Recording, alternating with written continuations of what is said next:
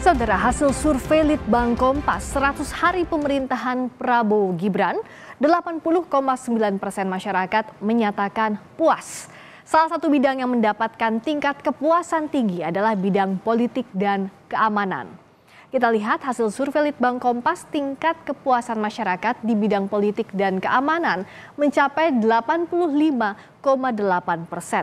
Tingkat kepuasan bidang Polkam ini berada di atas 3 bidang lainnya, antara lain bidang kesejahteraan sosial berada di angka 83,7%, sementara bidang hukum dan ekonomi meski mengalami peningkatan dibanding pemerintahan sebelumnya, tingkat kepuasannya masih berada di bawah bidang Polkam, yaitu di angka 72,1 dan juga 74,5%. Dan angka kepuasan publik di bidang Polkam terhadap pemerintahan Prabowo Gibran ini mencapai 85,8%. Kalau kita lihat angkanya, ini lebih tinggi sedikit dibanding kepuasan publik di bidang Polkam terhadap pemerintahan Joko Widodo dan Ma'ruf Amin pada akhir Juni lalu yang berada di angka 85,5%. Jika dibandingkan dengan tingkat kepuasan di 100 hari pertama pemerintahan Jokowi Ma'ruf, apa yang diraih oleh Prabowo Gibran ini jauh melampaui. Di awal pemerintahan Jokowi Ma'ruf, tingkat kepuasan publik di bidang Polkam hanya 67,2%. Dan apa saja pertanyaannya, indikator yang membuat masyarakat puas dengan kinerja pemerintah di bidang Polkam? Hasil survei Litbang Kompas menyebutkan bahwa 77% publik puas karena pemerintah menjamin rasa aman warga dari ancaman tekanan dan kejahatan. 72,5% publik puas dengan penanganan konflik antar kelompok dan gerakan separatis. 88,6% puas karena pemerintah membangun sikap dan menghargai perbedaan. Lalu berikutnya, soal kawal pemerintah, 83,4% publik puas karena menilai pemerintah membuka kesempatan untuk mengontrol dan mengawal jalannya pemerintahan. Sedangkan publik yang menilai pemerintah menjamin warga bebas berpendapat, angkanya mencapai 83,7%. Survei Litbang Kompas juga mengungkap penilaian publik terhadap menteri-menteri dan kepala badan di bidang politik keamanan. Dari survei Litbang Kompas ternyata tingkat pengenalan publik terhadap menteri bidang Polkam masih kurang. Menteri Dalam Negeri Tito Karnavian menjadi menteri yang paling dikenal publik. 56% menyatakan sering mendengar atau pernah mendengar nama Tito Karnavian, di antara nama menteri dan juga kepala badan bidang Polkam. Jaksa Agung ST Burhanuddin menjadi pejabat yang tidak dikenal publik. Di antara publik yang mengenal pejabat kementerian dan kepala lembaga bidang Polkam, sebagian besar memberikan kesan baik atau memberikan penilaian baik.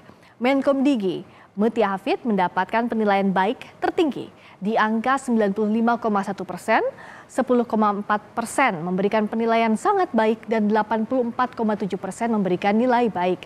Sedangkan Jaksa Agung ST Burhanuddin menjabat bidang Polkam yang mendapat penilaian baik paling rendah di angka 84%, 6,4% memberi nilai sangat baik dan 77,6% menilai baik. Survei Litbang Kompas menyatakan masyarakat puas dengan kinerja pemerintahan Prabowo Gibran di bidang politik dan keamanan. Istana menyatakan hasil survei sejalan dengan sikap Presiden Prabowo yang selalu menekankan persatuan masyarakat dan selalu mengajak semua pihak untuk bekerja sama membangun Indonesia. Presiden berulang kali, tidak hanya dalam satu kali kesempatan ya. Yang berusaha ditekankan adalah perasaan persatuan. Bahwa apapun posisi politik kita sebelum pemilihan misalnya, dan kemudian sekarang pemerintahan baru sudah berjalan dengan legitimate, memenangkan pemilu presiden, dan juga koalisi sudah terbentuk, perwakilan masyarakat di DPR sudah terbentuk, maka sekarang saatnya bekerja bersama-sama. Ini menjadi semestinya menjadi modal yang baik bagi seluruh mungkin anggota kabinet, kementerian dan lembaga, aparatur negara baik dari pusat maupun daerah. Dan tentu saja ini menjadi peringatan juga bahwa masyarakat memperhatikan kinerja kementerian dan lembaga. Kita ulas hasil survei Litbang Kompas 100 hari pemerintahan Prabowo Gibran bidang politik keamanan bersama peneliti Litbang Kompas Toto Suryaning Tias, juru bicara kantor komunikasi kepresidenan Ujang Komarudin, dan juga pegiat hukum dan demokrasi serta pengajar Jentera Institut Bivitri Susanti. Selamat malam Kang Ujang, Mas Toto, juga Mbak Bivitri. Selamat malam. Selamat malam. Assalamualaikum. Waalaikumsalam. Terima kasih sudah hadir. Saya ke Mas Toto dulu. Ini kan 85,8% kepuasan di bidang politik dan keamanan tinggi. Nah, bagaimana membedah ini? Bagaimana membacanya? Pertama-tama konsolidasi politik rupanya berhasil dilakukan oleh pemerintah.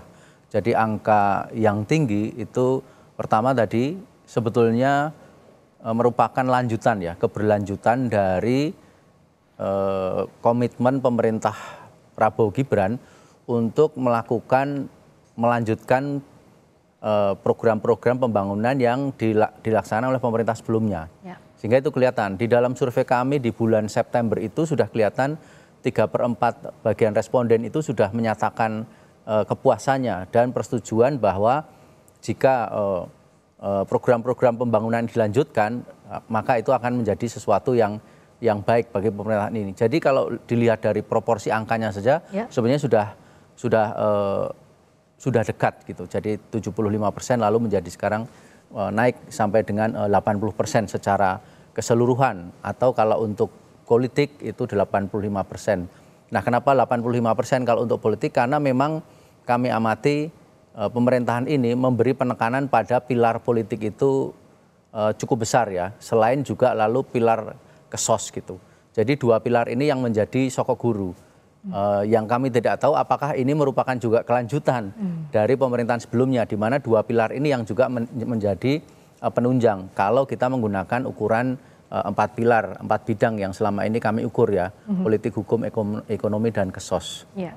Nah, kalau dari Kang Ujang, apakah ya tadi ini kelanjutan dari apa yang sudah ditanamkan oleh Presiden Jokowi Ma'ruf Amin, dilanjutkan oleh Pak Prabowo juga Mas Gibran, dua sosok guru ya tadi, politik dan juga kesejahteraan sosial? Ya, Pak Prabowo tahu persis apa yang dilakukan dalam memimpin.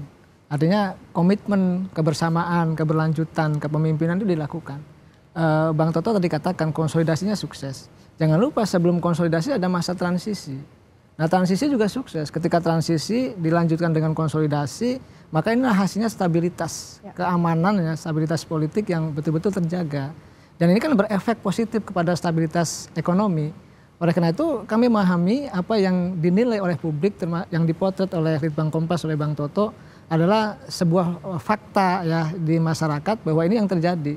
Kita lihat konflik-konflik cenderung relatif tidak ada. Pilkada juga ada 1-2 yang terlihat ada ricuh-ricuh, tapi tidak ada. Secara umum dari mulai pilpres, ya, pilkada, lalu juga konsolidasi tadi hingga 3 bulan masa kepemimpinan Prabowo Gibran, ini semua sudah terkonsolidasi dengan baik. Dan Pak Prabowo selalu mengatakan, mengajak ya semua komponen bangsa termasuk partai politik untuk bersatu, bergotong royong membangun bangsa. Inilah tonggak dasar bahwa politik keamanan harus diutamakan menjadi prioritas agar semuanya stabil. Tanpa ada kestabilan ya dalam politik dan keamanan, maka kami tidak akan bisa membangun. Oleh karena itu apa yang dipotret oleh Litbang Kompas menjadi sebuah kenyataan bahwa inilah kondisi Indonesia yang aman, yang stabil, sehingga ketika investor mau datang pun sangat welcome, sangat terbuka. Dan dalam konteks itu kami bersyukur ya apa yang menjadi potret dari publik bahwa kami sudah bekerja dengan baik, sudah bekerja maksimal, maka rewardnya, hasilnya adalah kepuasan yang begitu tinggi, khususnya di bidang Polkam ini. Ya. Dan kami juga tentu ada tantangan-tantangan yang dihadapi kan.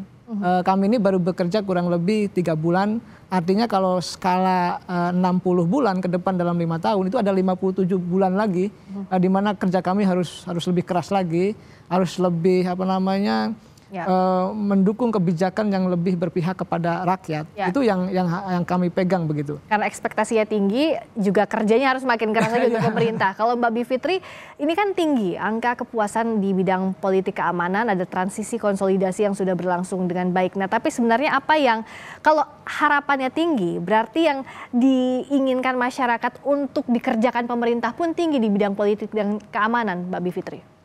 Ya, jadi pertama kita harus ingat dulu ya bahwa ini adalah survei persepsi publik. Bahkan bukan survei dari pendapat ahli ya, misalnya Rule of Law Index itu survei pendapat ahli.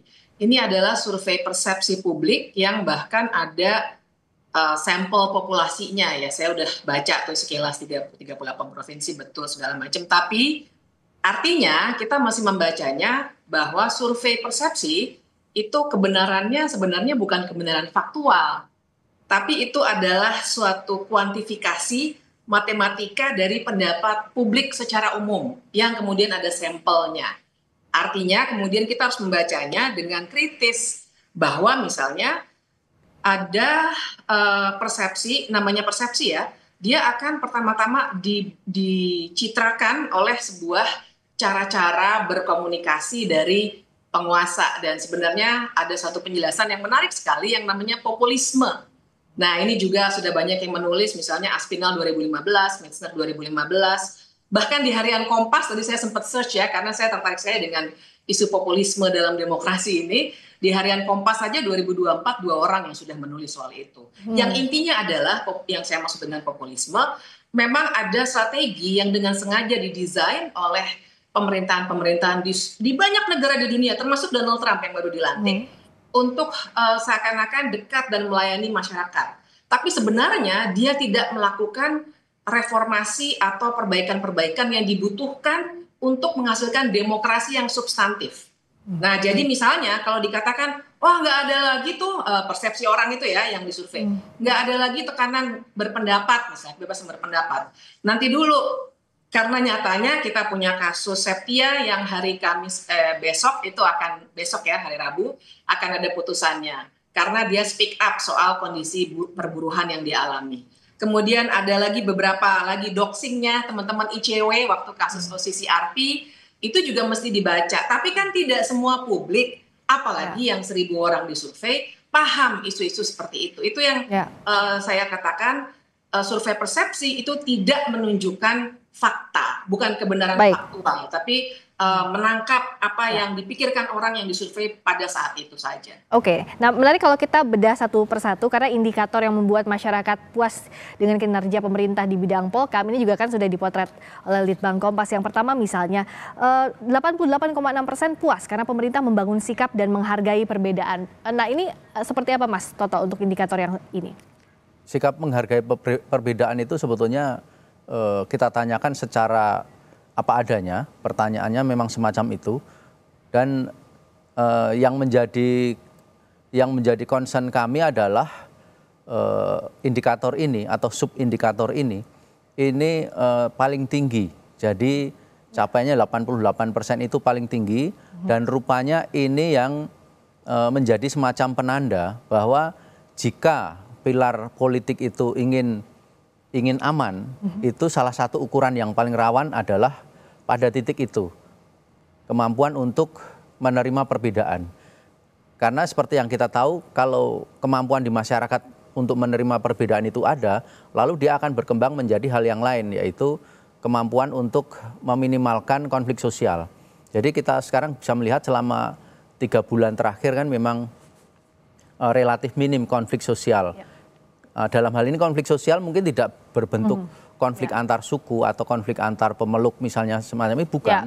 Tetapi misalnya demonstrasi yang massal, itu pun bisa mendegradasi penilaian positif publik. Karena kita misalnya kita flashback kepada awal pemerintahan Jokowi periode pertama, itu banyak demonstrasi tentang pada waktu itu tentang kisruh cicak buaya jilid 2 ketika ada nama Pak Budi Gunawan yang mau dicalonkan presiden untuk menjadi Kapolri pada saat itu.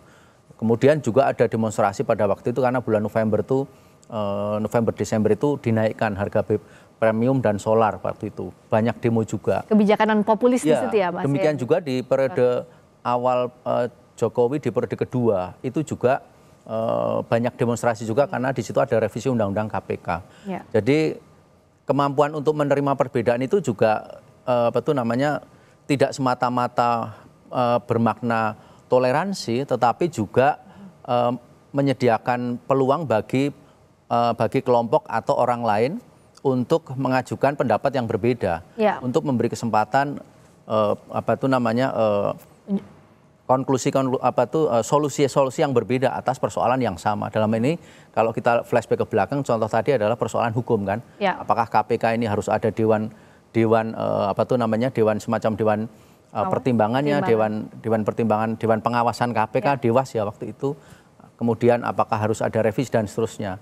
Nah, kemampuan masyarakat untuk tidak terburu-buru larut dalam kemelut ini kan menandakan kedewasaan masyarakat, sehingga itu terpotret di dalam survei kami angkanya paling tinggi. Tapi sedikit menanggapi tadi Mbak Bivitri, memang betul itu bagian dari kelebihan dan kelemahan survei opini publik dan survei persepsional gitu.